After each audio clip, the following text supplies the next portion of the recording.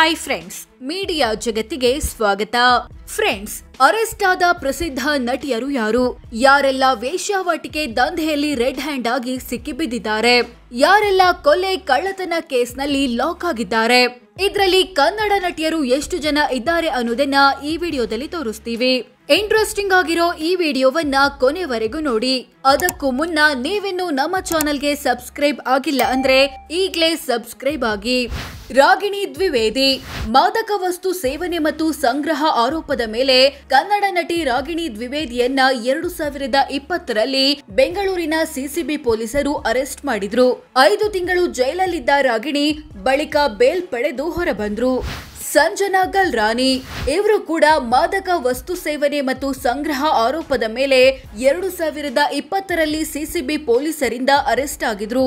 3 ತಿಂಗಳು ಜೈಲುವಾಸ ಅನುಭವಿಸಿ ಜಾಮೀನಿನ ಮೇಲೆ ಬಿಡುಗಡೆಯಾದ್ರು. ಅಮಲಾ ಪೌಲ್ ಕನ್ನಡದ ಹೆಬ್ಬುಲಿ ಸೇರಿದಂತೆ ತಮಿಳು, ಮಲಯಾಳಂನ ಹಲವು ಸಿನಿಮಾಗಳಲ್ಲಿ ನಟಿಸಿರೋ ಅಮಲಾ ಪೌಲ್ 2018ರಲ್ಲಿ ಅರೆಸ್ಟ್ ಆಗಿ ಬಳಿಕ ರಿಲೀಸ್ ಆಗಿದ್ರು. ಐಷಾರಾಮಿ ಕಾರು ಖರೀದಿಸುವಾಗ ನಕಲಿ ದಾಖಲೆಗಳನ್ನ ಕೊಟ್ಟು ತೆರಿಗೆಯಿಂದ ತಪ್ಪಿಸಿಕೊಳ್ಳಲು ಯತ್ನಿಸಿದ ಆರೋಪ ಅಮಲಾ ಪೌಲ್ ಮೇಲಿತ್ತು.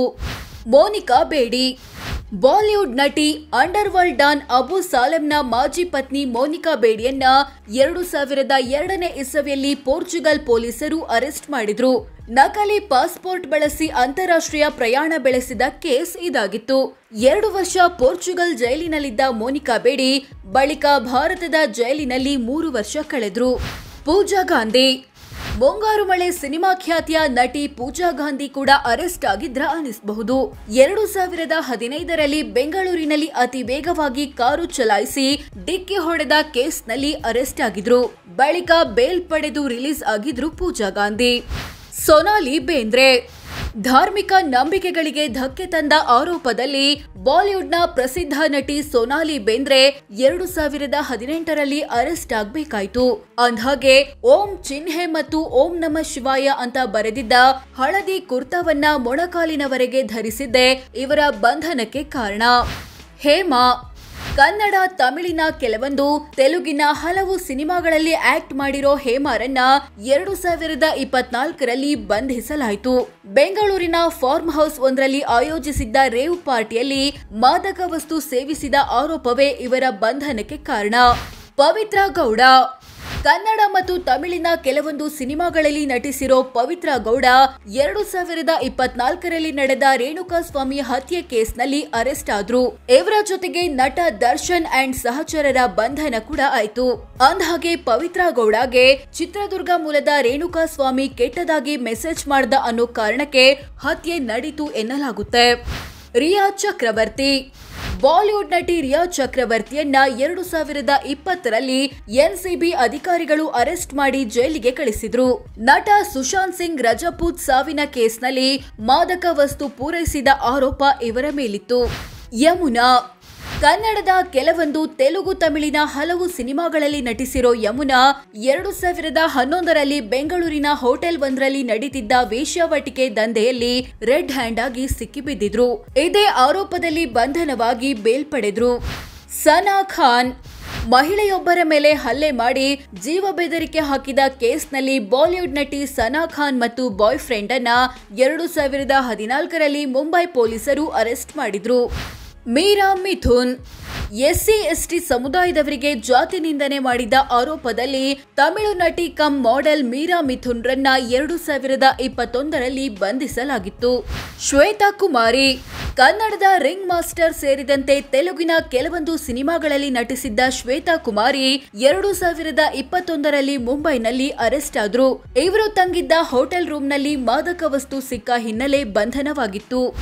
ಪಾಯಲ್ ರೋಹಟ್ಗಿ ನೆಹರು ಗಾಂಧಿ ಕುಟುಂಬದ ಬಗ್ಗೆ ಸೋಷಿಯಲ್ ಮೀಡಿಯಾದಲ್ಲಿ ವಿವಾದಾತ್ಮಕ ಪೋಸ್ಟ್ ಹಾಕಿದ್ದಕ್ಕಾಗಿ ಬಾಲಿವುಡ್ ನಟಿ ಪಾಯಲ್ ರೋಹಟ್ಗಿಯನ್ನ 2019ರಲ್ಲಿ ಬಂಧಿಸಲಾಗಿತ್ತು. ನಂತರ ವ್ಯಕ್ತಿಯೊಬ್ಬರನ್ನ ನಿಂದಿಸಿದ ಆರೋಪದಲ್ಲೂ ಅರೆಸ್ಟ್ ಆದ್ರು. ಶ್ವೇತಾ ಬಸು ಪ್ರಸಾದ್ ಹಿಂದಿಯ ಹಲವು ತಮಿಳು ತೆಲುಗಿನ ಕೆಲವೊಂದು ಸಿನಿಮಾಗಳಲ್ಲಿ ನಟಿಸಿರೋ ಶ್ವೇತಾ ಬಸು ಪ್ರಸಾದ್ 2014ರಲ್ಲಿ ಹೈದರಾಬಾದ್ನ ಹೋಟೆಲ್ ಒಂದರಲ್ಲಿ ನಡೀತಿದ್ದ ಹೈ ಪ್ರೊಫೈಲ್ ವೇಶ್ಯಾವಟಿಕೆ ದಂಧೆಯಲ್ಲಿ ಭಾಗಿಯಾದ ಆರೋಪದಲ್ಲಿ ಅರೆಸ್ಟ್ ಆದ್ರು.